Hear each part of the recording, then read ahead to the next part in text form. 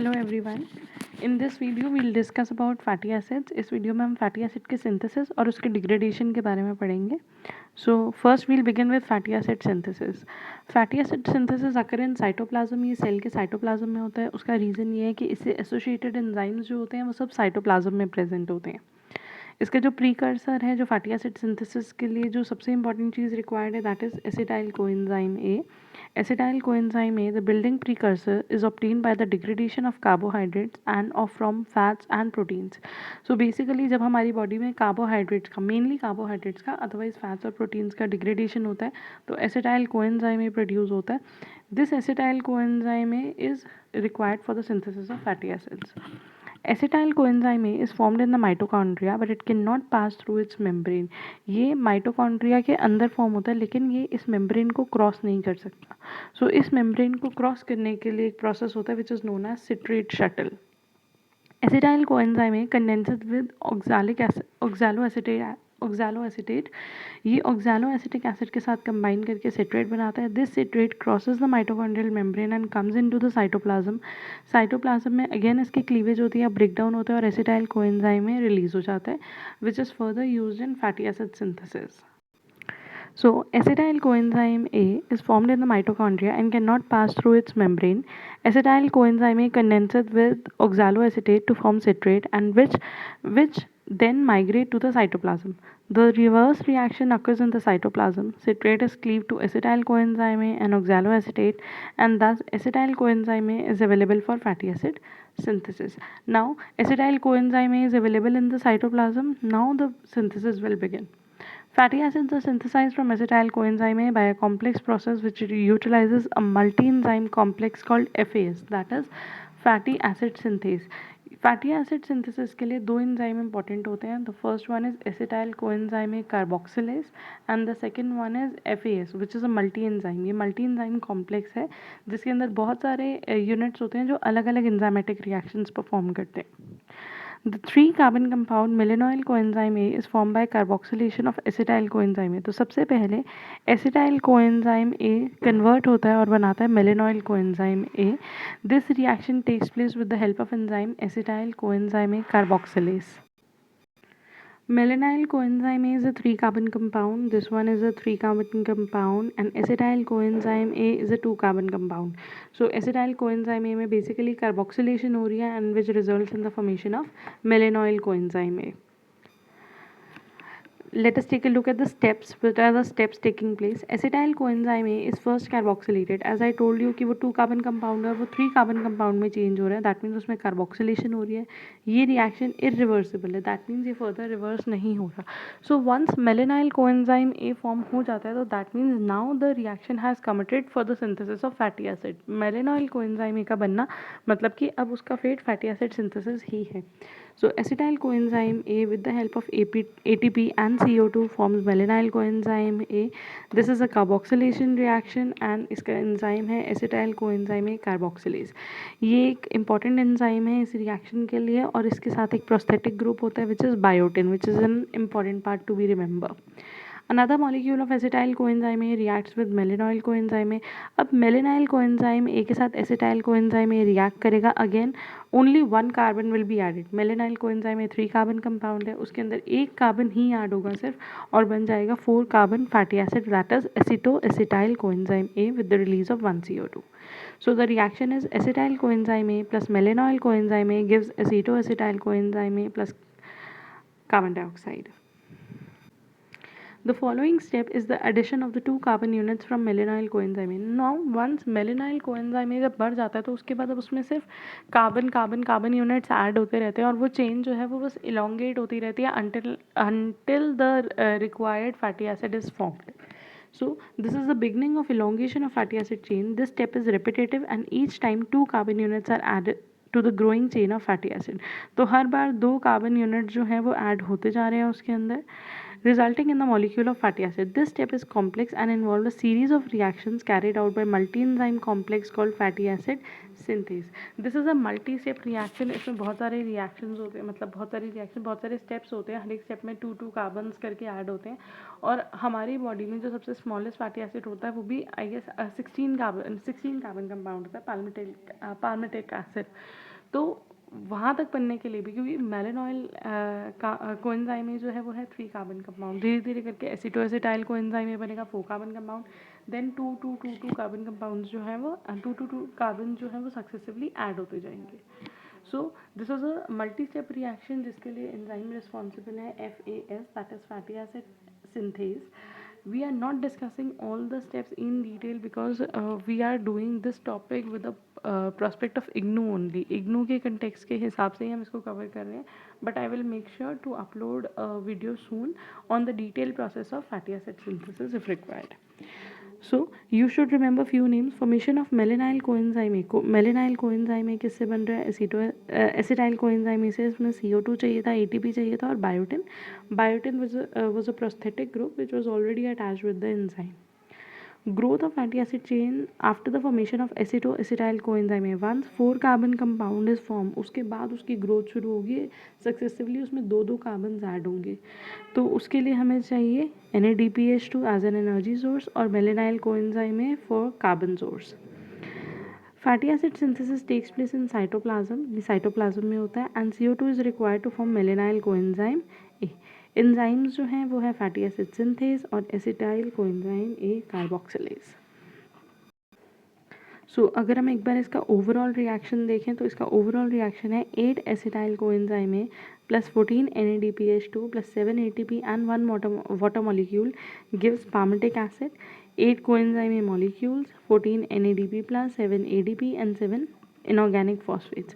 So 7 ATP and 14 NADPH2 are used for synthesis of 1 palmitic acid. क्योंकि हमारी body में जो सबसे स्मॉलेस्ट फैटी एसिड है वो 16 कार्बन कंपाउंड है. हमारी बॉडी में जो फैटी एसिड्स बनते हैं वो generally even number of carbons containing होते हैं. तो जो स्मॉलेस्ट वन है 16 carbon compound, 16 carbon fatty acid. अगर उसके बाद रिक्वायरमेंट 18-20 की होती है तो 18 वाले भी बनते हैं, बट सबसे स्मॉलेस्ट palmitic. उसके बाद elongation step will continue if and when required. So this was about fatty acid synthesis. Now we will move to beta oxidation, that is fatty acid degradation वाला process. So fatty acid degradation. Lipids हमने पढ़ा था. Lipids जो होते हैं वो these are the fatty acid वाले molecule. जब fatty acid glycerol के साथ attach होता है तो वो lipids form करते हैं. Lipids are first hydrolyzed by lipases to fatty acids and glycerol. तो fatty acid और ग्लिसरॉल कंबाइन करके लिपिड्स बनते हैं. तो जब लिपिड्स ब्रेक डाउन होता है लाइपेज की वजह से, उसका हाइड्रोलिसिस होता है तो बनता है फैटी एसिड और ग्लिसरॉल. जो ग्लिसरॉल है वो इंटरमीडिएट के थ्रू ग्लाइकोलिसिस में एंटर कर जाता है और उसका ब्रेक डाउन हो जाता है. So glycerol is phosphorylated using ATP to glycerol 3 phosphate which is oxidized to DHAP dihydroxyacetone phosphate which enters glycolysis और इसका ब्रेक डाउन हो जाएगा. The main thing is fatty acid. Fatty acids are oxidized successively into acetyl coenzyme by beta oxidation method. तो यहाँ पे fatty acid जो है वो ब्रेक डाउन करके, अगर अभी हमने पढ़ा था कि सिंथेसिस जो होता है, सिंथेसिस में मेन प्रिकर्सर है एसिटाइल कोएंजाइम. तो डिग्रेडेशन के बाद भी जो फाइनल प्रोडक्ट बन रहा है, जब फैटी एसिड पूरी तरीके से ब्रेक डाउन हो रहे हैं तो they are releasing acetyl coenzyme A. और इस प्रोसेस को बीटा ऑक्सीडेशन बोलते हैं क्योंकि जो ऑक्सीडेशन है, जो रिमूवल है वो बीटा कार्बन से होता है. Fatty acids are stepwise oxidized and as a consequence 2 carbon fragments are successively removed as acetyl coenzyme. वहाँ पे सिंथेसिस में हमने पढ़ा था once 4 कार्बन कंपाउंड एसिटोएसिटाइल कोएंजाइम जब बन जाता है तो सक्सेसिवली 2 कार्बन्स का एडिशन होता है. ये भी एक तरीके से उसका रिवर्स ही हुआ क्योंकि यहाँ पे भी सक्सेसिवली 2 कार्बन्स का रिमूवल हो रहा है in the form of acetyl coenzyme A. So this is a short flow chart to make the things easier. Fatty acid है, फैटी एसिड पहले एक्टिवेट होंगे तो बन जाएगा फैटी एसाइल कोएंजाइम ए. तो ये स्टेप सबसे इंपॉर्टेंट जो है वो फर्स्ट स्टेप है, वहाँ पे एक्टिवेशन ऑफ फैटी एसिड हो रहा है. So which makes fatty acyl coenzyme A which is an esterification reaction. उसके बाद बनेगा अनसैचुरेटेड फैटी एसिड, इसकी डिहाइड्रोजनेशन होगी. देन बनेगा beta hydroxyl acyl coenzyme A. Beta ketoacyl coenzyme है, ये क्लीवेज होगी, ये डिग्रेड करेगा, यहाँ से 2 कार्बन कंपाउंड एसिटाइल कोएंजाइम में निकल जाएगा और जो भी हमारे पास फैटी एसाइल कोएंजाइम में था, जो भी हमारे पास फैटी एसिड था, उसमें हमारे पास बच जाएगा वो फैटी एसाइल कोएंजाइम है विद 2 लेस कार्बन्स, क्योंकि 2 carbons are release in the form of acetyl coenzyme है। और ये एसिटाइल कोएंजाइम है, it may later enter into TCA cycle, into glyoxylate cycle, या फिर ये स्टोर होगा और लेटर ऑन जब फैटी एसिड का सिंथेसिस होगा तो उसी में रीयूज हो जाएगा। तो एक बार दोबारा देखते हैं। सबसे पहले फैटी एसिड कन्वर्ट होगा, एक्टिवेट होगा, बन जाएगा fatty acyl coenzyme A. Fatty acyl coenzyme A के बाद बनेगा unsaturated fatty acyl coenzyme A, then बनेगा beta hydroxyl acyl coenzyme A, then beta keto acyl coenzyme A, और फिर उसके बाद 2 कार्बन लेसर, मतलब फैटी एसाइल कोएंजाइम ए बन रहा है लेकिन विद 2 लेस कार्बन, क्योंकि 2 carbon are release in the form of acetyl coenzyme A.